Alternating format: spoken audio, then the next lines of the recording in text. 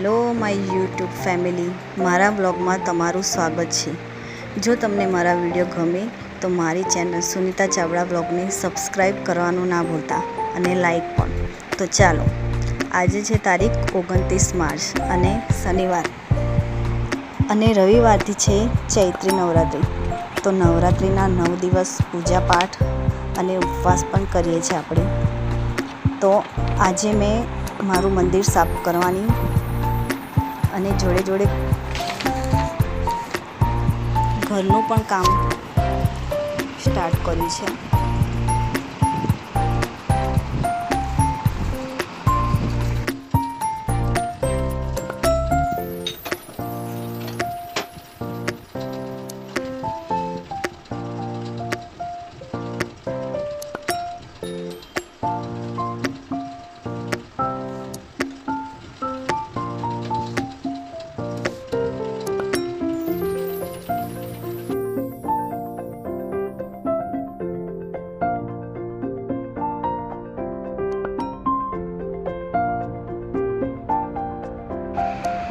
મંદિરની સાફ સફાઈ થઈ ગઈ છે। તો કેટલું સરસ લાગે છે મંદિર સાફ સફાઈ કર્યા પછી। અને 10 દિવસ સવાર સાંજ પૂજા પાઠ ઉપવાસ, નવરાત્રિના 10 દિવસ બહુ સરસ લાગે। તો તમે બધા કરો છો નવરાત્રિના ઉપવાસ? એક તો મને કોમેન્ટમાં જણાવજો।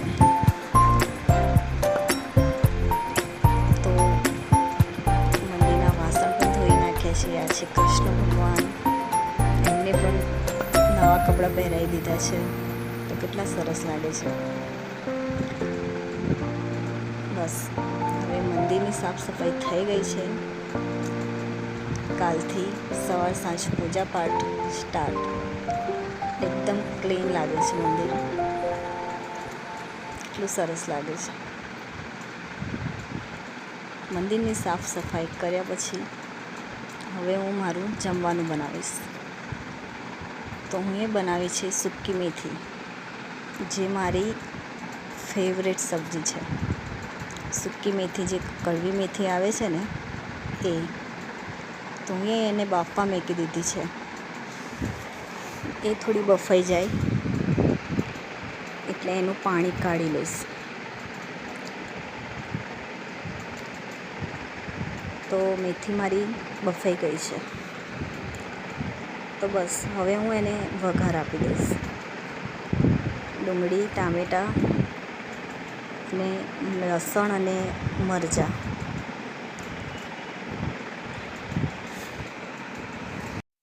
તો જે સૂકી મેથીનું પાણી આવે છે તો એ આપણે માથામાં વાળમાં લગાવીએ તો એનાથી વાળ પણ ખરતા બંધ થઈ જાય છે। તો હું એ જે પાણી છે બધું જ ગાળીને એક બાઉલમાં કાઢી લીધું છે અને બાટલીમાં નાખીને પછી સ્પ્રેથી હું મારા પણ વાળમાં લગાવીશ ને મારી બેબી છે એના પણ વાળમાં લગાવીશ। તો એના વાળનો ગ્રોથ પણ બહુ સરસ થશે અને વાળ ઉતરતા પણ બંધ થઈ ગયા છે। તો તમે જોઈ શકો છો, આ મેથીનું પાણી છે। આ પાણી તમે બાઉલમાં નહીં, બાટલમાં કાઢીને સ્પ્રેવાળી બાટલ જ્યાં આવે ને એનાથી સ્પ્રે કરશો સવાર સાંજ તો બહુ સરસ વાળ પણ ઉતરવાના બંધ થઈ જશે। તો અહીંયા હું બનાવું છું મારું મેથીનું શાક, જે મને પહેલેથી જ ભાવે છે, બચપનથી, સૂકી મેથીનું શાક।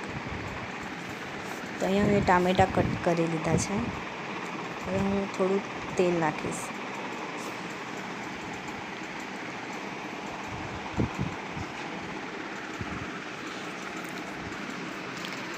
તેલ ગરમ થાય એટલે હું એમાં થોડું જીરું નાખીશ।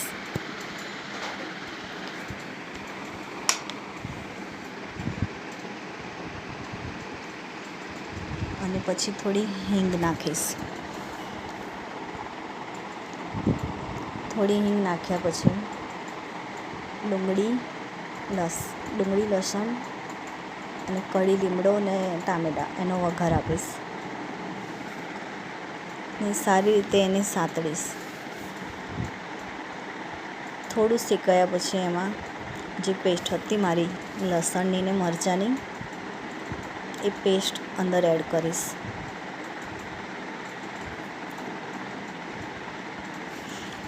અને આ ત્રણેય વસ્તુ એડ કર્યા પછી ધીરા ગેસે એને થવા દઈશ.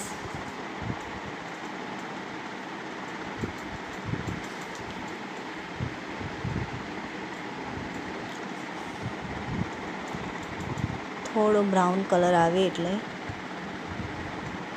થોડું મીઠું એડ કરીશ, હળદર એડ કરીશ, લાલ મરચું, થોડું ધાણા જીરું, બધું મિક્સ કરી દઈશ.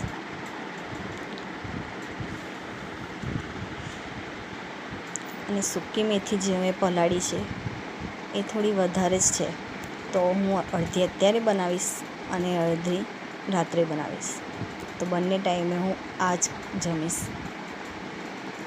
એટલે અડધી હું અત્યારે બનાવી દઉં છું, બીજી હું પછી બનાવીશ રાત્રે.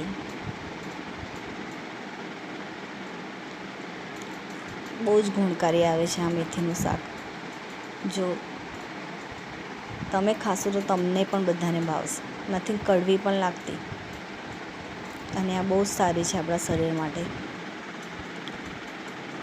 બધા શિયાળામાં જ ખાય છે, પણ હું તો જ્યારે મન થાય ત્યારે હું બનાવીને ખાઈ લઉં છું, કેમ કે હું એકલી જ ખાઉં છું. ઘરમાં બીજા કોઈને નથી ભાવતું આ શાક, મારા એકલી જ મને ભાવે છે અને મારા સાસુને ભાવે છે. તો જ્યારે પણ મને મન થાય ત્યારે બનાવી દઉં છું.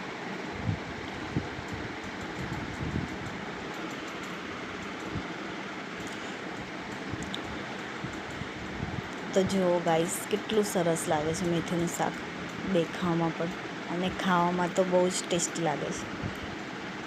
તો તમે પણ એકવાર ટ્રાય જરૂર કરજો. જો ના ખાતા હોય તો એકવાર બનાવીને ખાજો, બહુ સરસ લાગશે. અહીંયા હું ગરમ ગરમ રોટલી બનાવું છું. મારે એકલીને જ ખાવાનું છે. છોકરાઓ તો સ્કૂલે ગયા, આજે શનિવાર છે તો એ લોકો આવીને જમશે. તો એમનું તો સવારે દહીંવાળું શાક બનાવ્યું હતું, તો એ લોકો એ જમશે. એ લોકો આ મેથીનું શાક નહીં ખાય, કેમ કે બાળકોને તો કડવું લાગે એટલે એ તો ખાવાના જ નથી. કડવું લાગે પણ થોડું લાગે, પણ ટેસ્ટ બહુ સરસ લાગે. પણ મેથીનું શાક બહુ જ હેલ્ધી છે, શરીર માટે બહુ જ સારું છે.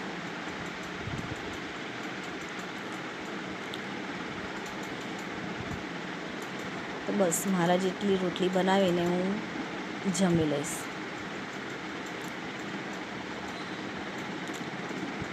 પ્રેયસના પપ્પાને સવારે ટિફિન બની જાય તો એ સવારે ટિફિન લઈને જાય.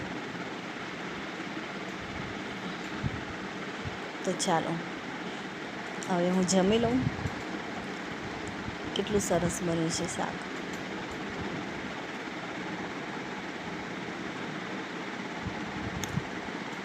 Tasty and healthy. તો ચાલો હવે હું જાઉં છું જમવા.